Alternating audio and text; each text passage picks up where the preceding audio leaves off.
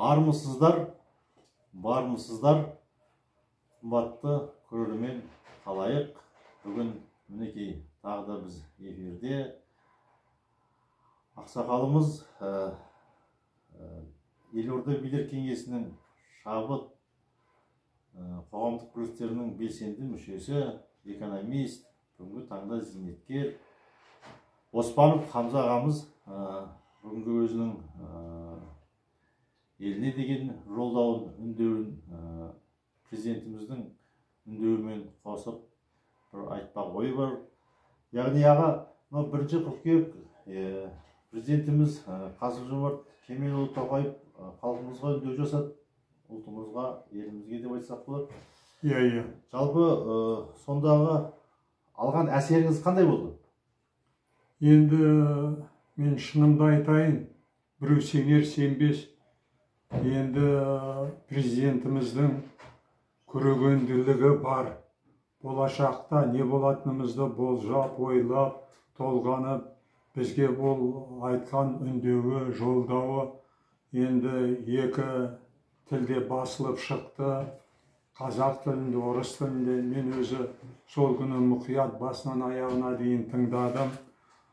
Менің енді алған әсерім әрине бұл өте жақсы бастау деп айтпаймын, бұдан бұрынғы үндеулері де бар.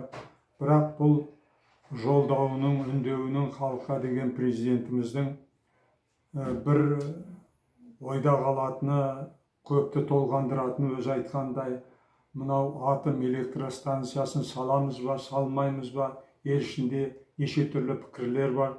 Сол туралы референдум өткіземіз деген сөзі менің ойымнан бүгінге дейін шықпай отыр. Сол референдум туралы менің ойланып, толғанып жүргенім. Иә, ол атом электростанциясын салмау туралы әңгіме ғой. Иә. Жалпы оған өзіңіздің көзқарасыңыз қандай?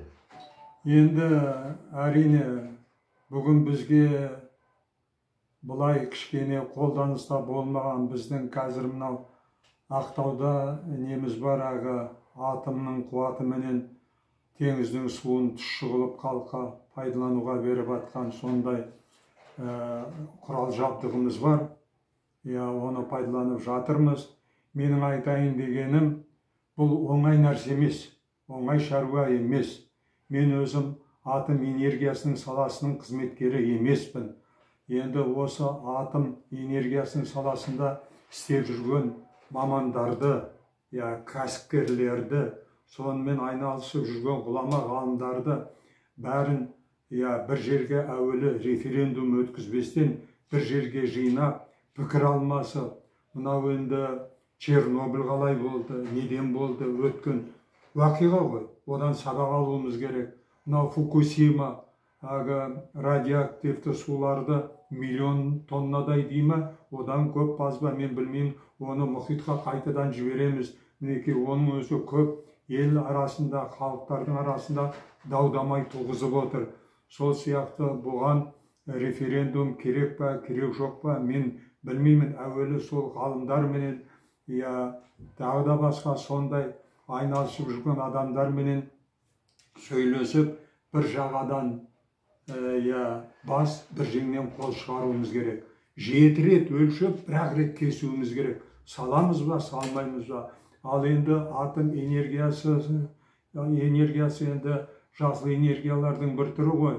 Оған да алдағы уақытта көңіл бөлінер, оны да пайдаланармыз. Сол уақытта біз боламыз ба, болмаймыз ба? Ал енді бүгін атом энергиясынан басқа да сол жасыл энергияның енді түрлері бар ғой, көп қой.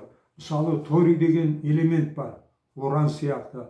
Торий элементі, химиялық элемент, оның атом электростанциясы қолданатын уранмен салыстырғанда, оның қоршаған ортаға әсері ондай не емес, көп емес, оның залалы жоқ деп айтуға болады. Өйткені өзіңіз ойлап қараңыз, мынау пиджагымыздың 2 түймесінде торий деген енді бір таблетка ғой, енді айтқанымыз. Бір машинаға, өзіміздің күнделікті мініп жүрген машинамызға 100 жылға жететін жанармай болады дейді. То есть жанармай енді Энергия, бензин мен қуатын береді мінекей. Ал енді уранның енді мысалы көптеген кемелер бар, атомның қуатыменен, және тағы да басқа мынау енді сондай нелер бар, атом электростанциялары бар. Олардың бәрі уранменен, ураннан қуат алады, уранның күшіменен жұмыс істейді. Ал біздегі уран менен торийдің несі жеткілікті, жердің астында жатқан кендері, бірақ олар қаншаға жетеді? Оның да ертең мысалы бір күнде айтыпты ғой, ертең көмір біткенде не істейміз? Мынау біздің болашақ қазір ол кездегі кемелер, олардың несінде, трюмдарында, сосын отарба дедік, паровоздардың тендерінде көмір болатын, ағашпен де жағатын. Енді көмір бітсе не істейміз деп, сонда айтқанда бұл мәселені шешкен, оның жолын көрсеткен мынау Жюль Верннің кітабында Құпия арал дейма, Жұмбақ арал дейма, Таинственный остров. Сонда ол айтып көрсеткен болашақтың ең таптырмас басты отыны су болады. Су менен жылытамыз, су менен тамағымызды пісіреміз, су менен жаңа көліктерімізді жүргіземіз, суды пайдаланамыз. Су енді біздің мынау жер шарында жеткілікті. Жер менен суды салыстырғанда пайдасын өзіңіз енді көлемін аңғара берерсіз. Бірақ енді судың біз пайдаланғанда оның екі элементтен тұратынын білеміз. Оттегі менен сутегі. Бұл екеуі де жанады. Бұл екеуі жанады. Бұны кезінде бұны қолданған адамдарды біз білеміз. Олардың қандай нәтижеге жеткенін де білеміз. Мысалы, Гиденбург деген дирижабль болған. Ол жаңағы сутегіменен пайдаланып, соның арқасында қай жылы, енді есімде жоқ, соғыс алдында 30-шы жылдардың аяғында 97 адам, 61 экипажда, қалған 36 пассажирлер сияқты сонымен ұшып, сол апат болған. Сол Гиденбург деген мынау оттегіменен сутегінің қосындысы сондай қауіпті жарылғыш затқа айналады. Енді осы жаңағы айтып өттім ғой, бұл сутегіні Жюль Верн өзі кезінде пайдаланады деп оны айтқан. Мынау енді кеңес үкіметі кезінде ұмытпасам 17 мартта, 17 наурызда 1991 жылы референдум өткен. Ол референдумда біздің енді қойған сұрағымыз, кеңес үкіметінің бір сұрағы, 70 жыл, 80 жылдағы өмір сүрген кеңес үкіметінің жалғыз бір референдумы, сонда қойылған сұрақ: сендер кеңес үкіметін қолдайсыңдар ма, қолдамайсыңдар ма? Қолдаймыз деп 76%-тен астам 113 миллион 512 мың адам дауыс берген. Ал енді бүгін кеңес үкіметі қайда? Жоқ.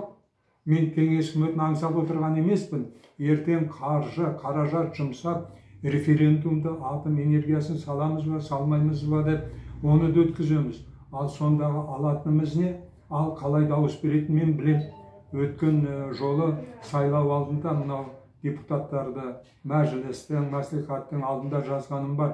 Сайлау бізде әділді болды ма, әділетті сайлау болмады ма деп айтқаным бар.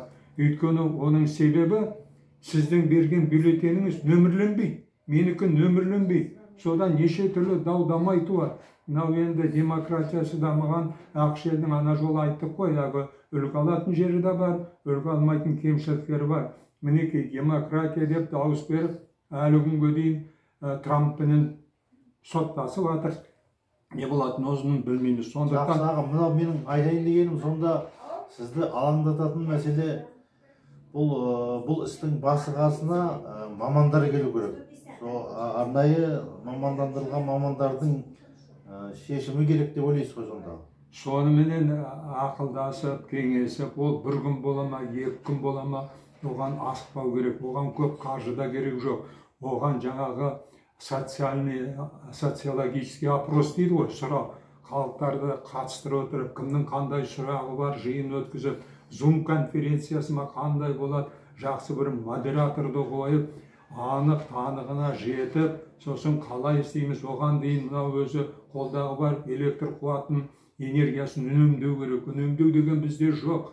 Мінекей қазір далаға шығып қарасаң, мынау таң ата көп үйлердің даладағы шамы әлі жарқырап тұр. Ай, оны неге сөндірмеске?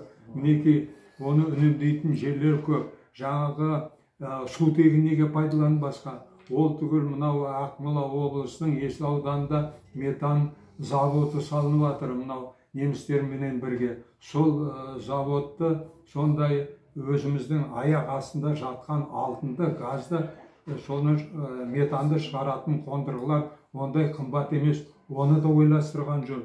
Өйткені ауылға барсаңыз, ауылдың ішінде малдың енді қиынан көп нәрсе жоқ. Есіктерінің алды, қораларының алды үйіліп жатады. Соны неге біз газға айналдырмаймыз? Соны неге пайдаланбаймыз? Ауылдарға жаңағы электр энергиясын мынау қаладан жібергеннің орнына, сосын мынау күн сәулесін неге пайдаланбаймыз? Мынау өзбектер пайдаланып жатыр, бірақ олар бүкіл жерге жаңағы күн сәулесімен қуат алатын панельдерді орнатып, сол жердің жерге кері әсер тигізіп жатыр. Біз мынау осы қаладағы биік үйлердің төбесіне сол панельдерді неге қоймаймыз? Мынау Сингапурда, мынау кейбір жаңағы батыс елдерінің өздерінің төбелерінде теплица дейді ғой, сонымен көгені сөндіріп жатыр. Біз көгені сөндірсек те артық болмайды. Ал енді жаңағы күн сәулесін пайдаланып, неге оны қолданбаймыз? Ол да бір энергияның.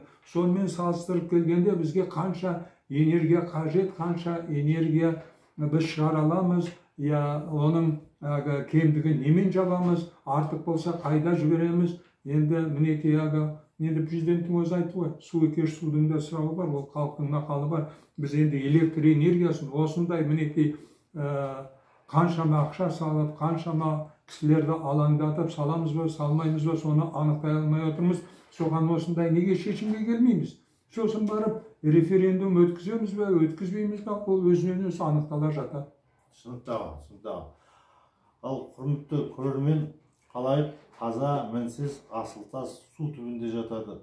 Таза мінсіз асыл сөз ой түбінде жатады. Сол су түбінде жатқан тас су толқса шығады, ой түбінде жатқан сөз ой толқса шығады деп, бүгінгі Қамза ағамыздың ойын толқытып, біраз ойын тыңдадық.